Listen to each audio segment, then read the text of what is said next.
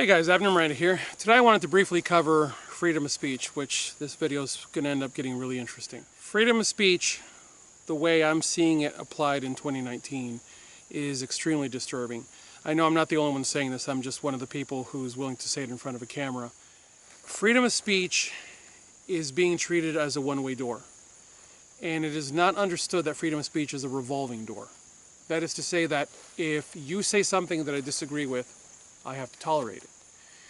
And if I say something that you disagree with, you have to tolerate it. What we are seeing is the word tolerance being thrown at us a lot. But what we're not getting is tolerance back from the people who are screaming tolerance. For example, if you're talking about people who hate you because you're Christian and they don't believe in God in any way, shape, or form, and they're screaming about it, they expect you to shut up and go away. They will call you a bigot, they will call you a racist, they will call you, because apparently being a Christian is now equivalent to being a racist, which, okay. And it is, you're screamed down. And what I say to you is you have to stand up and speak boldly.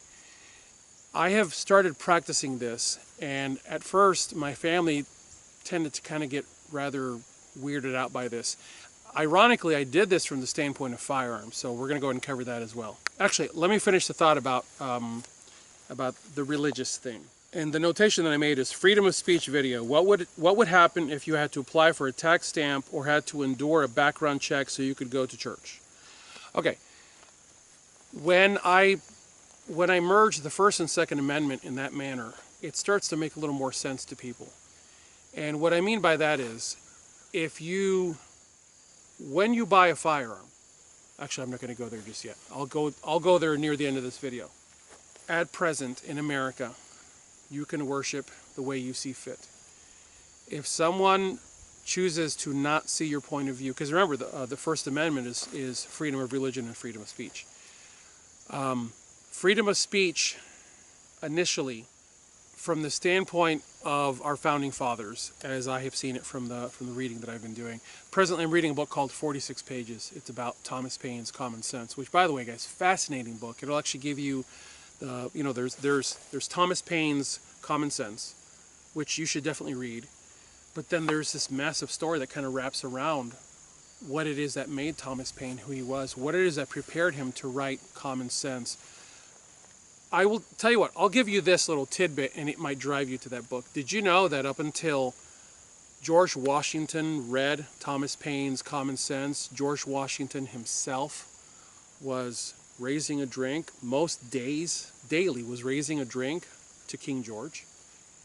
King George III was raising a drink in honor of the king, haha, pip pip. I mean, that floors people. When I was laying in bed one night, and I was reading that, and I poked my wife and I said, listen to this, and she put her book down, and I read her that little passage. She goes, what? Guys, you need to read this book, 46 pages. It really is very interesting.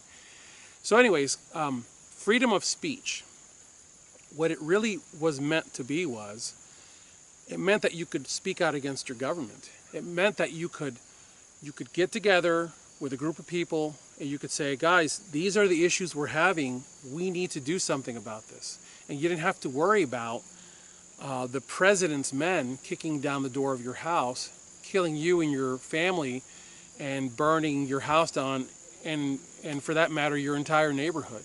That's what freedom of speech was really about, okay? Freedom of speech has never meant that you get to stroll over to your neighbor's house and call his wife an ugly fat heifer and not expect that he's going to hammer fist you in the nose. Freedom of speech does not mean that you get to have your little Antifa rally and crack people's windshields and act like a hoodlum and not expect to get your ass beat by somebody. There are consequences to opening your mouth in this world, guys. There are consequences to doing something to an individual.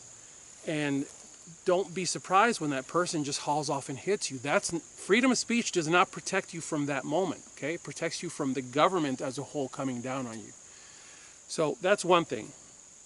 The other thing is when I used to work for actually for 2 different corporations. When I left law enforcement, I went into the private sector and did a lot of traveling, working for different companies, and I traveled with firearms a lot. And whenever I go to airports, you have to check in the firearm. There's a bit of a procedure. It's not that big a deal. But anyways, I would start talking guns with the TSA agents. And when my boss would fly with me, he would go, "What are you doing?" And I'd go, "I'm talking guns with Americans." And he was floored to see that a lot of these people, in fact, the only issue I ever had flying with guns was out of Providence, Rhode Island, because let's face it, that's libtardville. Not everybody in Rhode Island's a libtard, just a lot of y'all are. And you really truly get treated like a terrorist just because you say, "Hi, my name is Abner Miranda, here's my documentation, blah, blah, blah, I've got firearms with me today." They actually back away from the counter, raise their hands like you're robbing them, and act like nut jobs. And so my boss and I would talk at airports, and he was floored that I was just having these open conversations about firearms with people. And ironically, like I said earlier in the video, those conversations led me to open conversations about Christianity with people and about sharing my faith with people. And guys, I screw up every single day. I constantly fail at being a Christian. But that's the benevolence of God. You screw up, you ask God for forgiveness, you start over again. The overarching point of this mishmash of a video that I'm doing for you is to help you understand the broader picture of the First Amendment and the 2 elements that are part of it, and the Second Amendment, which is really this very solid platform that the First Amendment and its 2 pillars stand on. The reason that our founding fathers made the Second Amendment what it was because freedom of religion and freedom of speech were so very important, but they understood that the freedom to own firearms, military-grade firearms, okay? Because remember, military-grade firearms is all there was back then. They didn't delineate between the civilian version and the military version. A musket was a musket, okay? Cannons were cannons, right? They fully intended for private citizens to own cannons. Yeah, I know a lot of y'all don't want to hear that, but that's fact. And it was so important to them, freedom of speech, freedom of religion, but they also made sure that you had the ability to defend those freedoms by saying that you could own firearms. So when I lay this stuff out to people, I say, I'm an FFL, okay? So I intimately know the procedure for buying a firearm, transferring a firearm, so on and so forth. And I will do this all the time with people. I'll take a napkin, and I'll write 4473 at the top of that napkin. And I'll take a salt shaker, and I'll set it on top of the 4473 in the napkin. And I'll say, this is your firearm, the salt shaker. This is your background check, and we do the background check, right? So I say to people, now what I add to that is, so now let's say that it's Sabbath morning or Sunday morning, and you want to go to synagogue, church, whatever the case may be, and then on Sunday you want to go to church. Let's say that to do that, you have to go to City Hall, and you have to fill out the equivalent of a 4473, a background check. So you can be issued a license to worship, to go and worship at your church of choice. If we had to do that in this country, I would hope that there would be an uproar, a furor of people raising Cain at City Hall because their First Amendment rights are being infringed upon. Well, our Second Amendment rights are being infringed upon because every time you go buy a gun, you have to do a background check.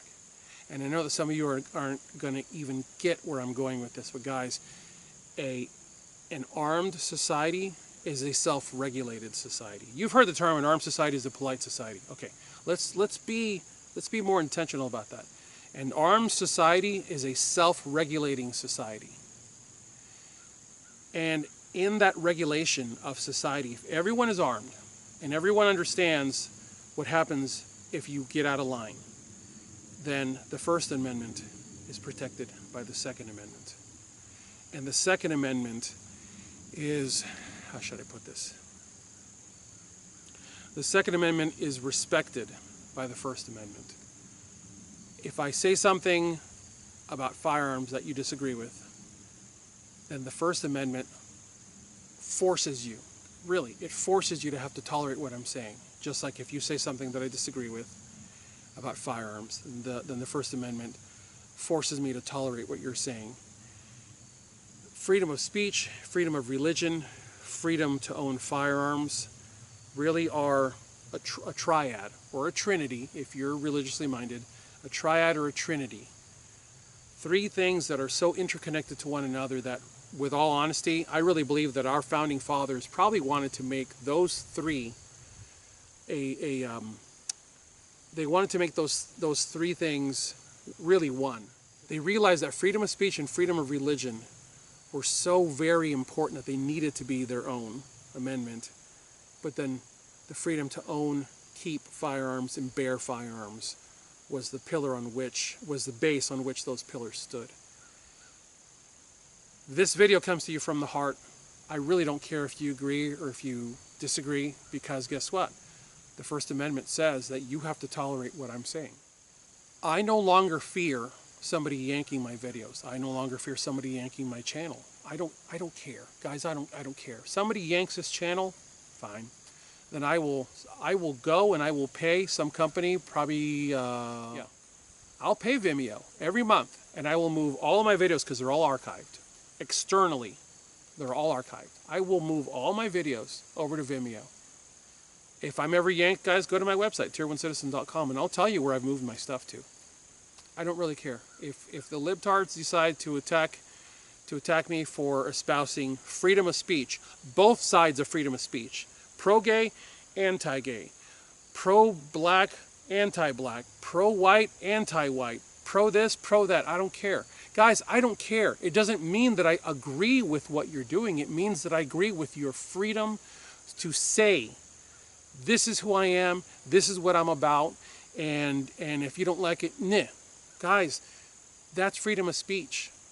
When I became a police officer, I stood at attention, I raised my right hand, and I swore an oath to uphold the Constitution. I'm an oath keeper. Just because I'm no longer a cop doesn't mean that I don't remember those words that I spoke, and I mean them wholeheartedly. I'm a Puerto Rican, which means by the grace of God I was born a United States citizen, but I'm an immigrant to this country, which is why I sound like this, because I used to talk like this all the time. And people would go, what did you just say? And I had to work really hard to shed my accent, because I wanted, in my mind, it was speaking American. I wanted to speak American, and I became as American as I possibly could be. Which is why I say to you, when you go to Puerto Rico, to the places where my family lives in Puerto Rico, which is not little old San Juan where the cruise ships go, that's not Puerto Rico. That's this ultra safe environment where, like, literally you go walking around a corner and there is a cop standing there in full gear, and his job is to stand underneath that tree for several hours at a time to make sure that nothing retarded happens to you when you're enjoying taking your little photographs. That's not Puerto Rico. Go outside of Old San Juan. Oh, that's Puerto Rico. That's a very interesting island. Where my family lives in Carolina, that's up there. That's out there. Law enforcement is non-existent. Well, not non-existent. It's just kind of hard to get them to come to you sometimes. I've been to other countries. I've seen how other nations have to live because they don't have what we have in the Bill of Rights. And guys, it really means something to me, and I'm not willing to see it just go away. Guys, think about it. The Bill of Rights is under attack. And those of you who are anti-religion may not care about the First Amendment being attacked, or those of you who are anti-gun may not care about the Second Amendment being attacked. If either one of those two, if either one, well, technically three, because it's freedom of speech, freedom of religion, freedom to own firearms. If any one of those three goes away, okay, look, if freedom of religion goes away, oh man, freedom of speech goes away. Freedom of speech goes away, guns go away. If guns go away, the top two go away. They're all intertwined to one another. If any one of those three collapses, everything is done. Do not be flippant.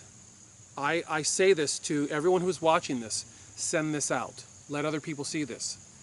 I know this is a long video. It's worth watching. Send this video out. Let people see this. Understand that everything is intertwined to everything else. Tolerance is a revolving door. Please think about it. Tolerance is a revolving door. It's not a one-way door. It's a revolving door. As always, I thank you for watching. God bless you all. Get those guns out and practice. Have a good one.